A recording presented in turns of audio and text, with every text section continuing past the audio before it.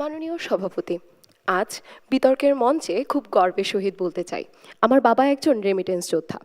তিনি একজন প্রবাসী, কিন্তু জানেন সেই হাজার মাইল দূরে প্রবাসে বসেও বিদেশের উঁচু দালানের মাঝে ঝকঝকে শহরেও তার মনে আজও স্মৃতিচারিত হয় সেই গ্রামীণ বাংলার কথা, আমার দেশের কথা।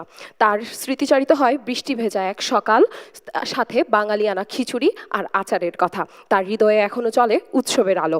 দেশ থেকে হাজার মাইল দূরে এই আবেগটা কি শুধুই প্রদর্শনের উপকরণ বিজ্ঞ প্রতিপক্ষ? আশা করি উত্তর দিয়ে যাবেন না। আমার বাবা সহ 1,48,00,000 প্রবাসীদের এটা আবেগ না, এটা তাদের পরিচয়, এটা তাদের সংস্কৃতি বিজ্ঞ প্রতিপক্ষ। ঠিক এমনই প্রেক্ষাপটে আজ আমাদের বিতর্কের বিষয় নির্ধারিত হয়েছে সংস্কৃতি এখন পরিচয় নয়, প্রদর্শনের উপকরণ। বাস্তবিক কারণে আমিও আমার দল এর বিপক্ষে অবস্থান করছি।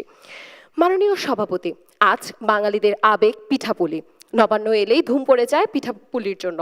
ঠিক তখন আমার বাবার সাথে গল্প করতে যায়, আমার বাবা জানালেন তার এক জাপানিজ কলিগ জানেন না চিতই পিঠা কি জিনিস। কিন্তু আমার বাবা যখন খাচ্ছিলেন, আমার বাবার সূত্র ধরে তিনি জানতে পারলেন চিতই পিঠা কি জিনিস। অর্থাৎ সেই সুদূর প্রবাসেও আজ আমাদের সংস্কৃতি, তার পরিচয় বহন করছে এই জিনিসগুলো। তাহলে আমরা কি এখনো বলবো যে এগুলো প্রদর্শনের উপকরণ বিজ্ঞ প্রতিপক্ষ? আশা করি উত্তর দিয়ে যাবেন। মাননীয় সভাপতি, বাংলাদেশের সংস্কৃতি একরঙা কোনো ক্যানভাস নয়, এটি বহু রঙের মিশ্রণে আঁকা এক জীবন্ত ছবি। বাংলাদেশে চাকমা, মারমা, সাঁওতাল, গারো সহ ইত্যাদি ইত্যাদি ক্ষুদ্র নৃগোষ্ঠীর মানুষজন বসবাস করে, কিন্তু তাদের রয়েছে বিভিন্ন ধরনের আচার আচরণ, ধর্মীয় সংস্কৃতি এবং নিজস্ব ভাষা পর্যন্ত। কিন্তু জানেন কি, বাংলাদেশ সরকার দেশে নৃগোষ্ঠীর অনন্য সংস্কৃতির রক্ষার্থে এবং মর্যাদা প্রণয়নের জন্য বিভিন্ন জেলায় ক্ষুদ্র নৃগোষ্ঠীর সাংস্কৃতিক ইনস্টিটিউট প্রতিষ্ঠা করেছে। এমনকি সুষ্ঠুভাবে পরিচালনার জন্য ক্ষুদ্র নৃগোষ্ঠী সাংস্কৃতিক প্রতিষ্ঠা আইন 2010 প্রণয়িত হয়েছে। বিজ্ঞ প্রতিপক্ষ, সংস্কৃতি বিষয়ক মন্ত্রণালয়ের মাধ্যমে জেলা পর্যায়ে সাংস্কৃতিক কর্মকাণ্ডের জন্য বাজেট বরাদ্দ হয় 778 কোটি টাকা। 2025-26 অর্থ বছরে বাজেট বরাদ্দ হয় 824 কোটি টাকা। তথ্যসূত্র দ্য বিজনেস স্ট্যান্ডার্ড, 3 জুন 2025। বিজ্ঞ প্রতিপক্ষ, এই বাজেট কি প্রমাণ করে না যে এখনো সেই সংস্কৃতি আমাদের পরিচয় বহন করছে? আর তাই বরাদ্দকৃত অর্থ নিছক কোনো উৎসবের জন্য না বা প্রদর্শনের উপকরণের জন্য না, বরং এটি একটি রাষ্ট্রের আত্মপরিচয়ের সংরক্ষণের জন্য বিনিয়োগ মাত্র। আশা করি বিজ্ঞ প্রতিপক্ষ বুঝতে পেরেছেন। মাননীয় সভাপতি, ভাষা তো সংস্কৃতির প্রথম দরজা। তিনি বলে গেলেন আজ আমাদের তরুণ প্রজন্মরা নাকি ভাষা সংস্কৃতি চর্চা করে না। তাদের বলতে চাই, ইস্পাহানি মির্জাপুর প্রত্যেক বছর বাঙালি বিট নামক একটি প্রতিযোগিতা আয়োজন করে থাকে। তারা যে এই প্রতিযোগিতা আয়োজন করে থাকে এর পেছনের কারণ হচ্ছে তরুণ প্রজন্মকে বাংলায় এবং তাদের সংস্কৃতিকে ধরে রাখার জন্য। তো বিজ্ঞ প্রতিপক্ষ, আপনি কি এখনো বলবেন যে এখনো বাংলা আমরা ভাষা সংস্কৃতি চর্চা করছি না? এবং যখন ভাষা কেড়ে নেওয়া মানে একটি জনগোষ্ঠীর সাংস্কৃতিক অস্তিত্বকে অস্বীকার করা, যা 1952 সালের ভাষা আন্দোলনের শহীদরা হতে দেননি।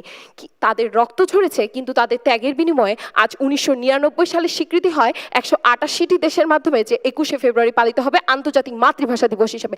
আজ শুধু আমার বাংলাদেশ না, বরং 188টি দেশ পালন করছে 21শে ফেব্রুয়ারিকে আন্তর্জাতিক মাতৃভাষা দিবসে। হ্যাঁ বিজ্ঞ প্রতিপক্ষ, কিছু সংখ্যক সেই ভদ্র মহিলারা শহীদ মিনারে হয়তোবা পায়ে চড়ে চলে যান এবং তারা সেই সংস্কৃতিকে প্রদর্শনের উপকরণ হিসেবে ব্যবহার করছেন, কিন্তু কিছু সংখ্যকের জন্য তো আপনি সামগ্রিক চিত্রকে ব্যাখ্যা করতে পারেন না। কেন আমি বলি, ঠিক 2026 সালে এসো 93 বছর বয়সী আব্দুল আজিজ, যিনি কিনা একজন ভাষা সৈনিক, তিনি কিন্তু স্ক্রেচে ভর দিয়েও তার শহীদ মিনারে পুষ্পস্তবক অর্পণ করতে গিয়েছিলেন, তিনি শ্রদ্ধাঞ্জলি প্রদান করেছিলেন। আপনি একজন মহিলা থেকে শুরু করে কয়েকজনের জন্য আপনি সেই ভাষা সৈনিকদেরকে বলতে পারেন না যে তারা এখনো আমাদের প্রদর্শনের উপকরণ হিসেবে ব্যবহার করছে সংস্কৃতিকে।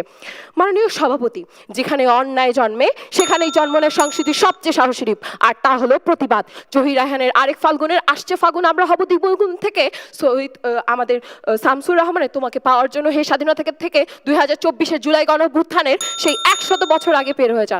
পরিশেষে বলতে চাই, সংস্কৃতি এখন পরিচয়ের, প্রদর্শনের উপকরণ নয়। ধন্যবাদ।